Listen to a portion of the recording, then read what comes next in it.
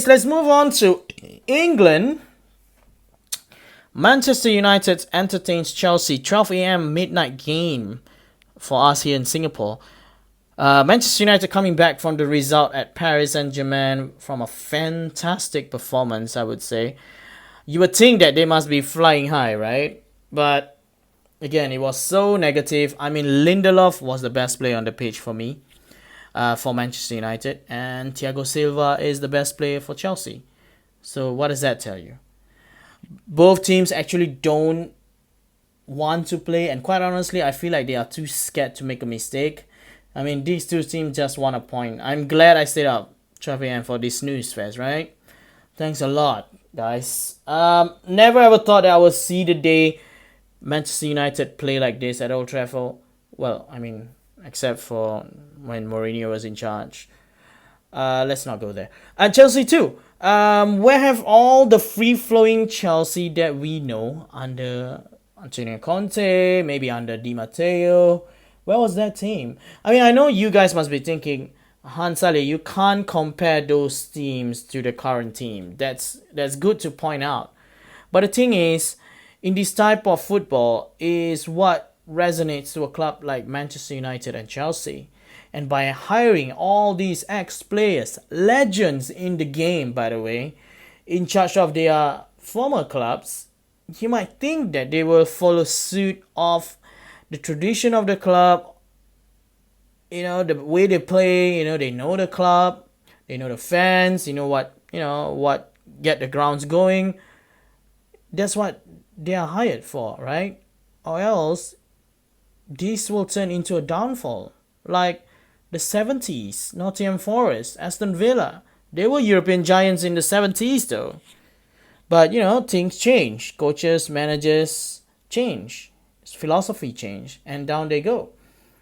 I was like, this is like the most crappy football match I've ever seen. Chelsea's front three all got changed, and there's that. I'm a big fan of Frank Lampard, by the way, as a manager. I think he's a tactical masterpiece when it comes to coaching, or maybe on his way to become one. But at the moment, I feel like he's in that stage to try things out, I guess. And I get it, they don't have time to try things out in preseason because of the schedules, of the season finishing late and stuff like that. But you know what? So as other teams. And other teams look to be pretty well, doing pretty well. Chelsea look like they will get exposed, and anytime soon. They were exposed against was it West Brom or Crystal Palace where they come back to 3-0 down at the first half, somewhat 2-3 weeks ago. I'm so disappointed in both teams, really. To me, I say it like this: Liverpool and Manchester City is not at their best right now, right? I mean, Liverpool with the Van Dijk, questions about their defense. Fabinho is playing centre back right now. Manchester City, a draw against West Ham. This will be the perfect time to close the gap. Not the time to play for a draw. So yeah, there you go for that game. I'm not even gonna mention some of the players, but the penalty shout from Harry Maguire is just absolutely ridiculous. I didn't even know football have changed rules. That was so blatant penalty. I can't even fathom the referee didn't even go to VAR to check. I cannot believe it. I really, really cannot believe it. If you're going to give that for Ramos, you can't give that for Harry Maguire. Where is the benefit of the VAR for football?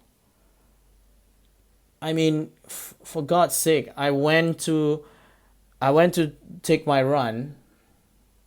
I went for a run downstairs around my house. I saw kids playing like that, a headlock, and Harry Maguire wasn't punished. And Chelsea might think that is a penalty, and the only way to explain it, to defend the referee, is that he sees it as both going for the ball. But I don't see what the referees, they are the professionals. I'm just a guy doing a podcast on it, right?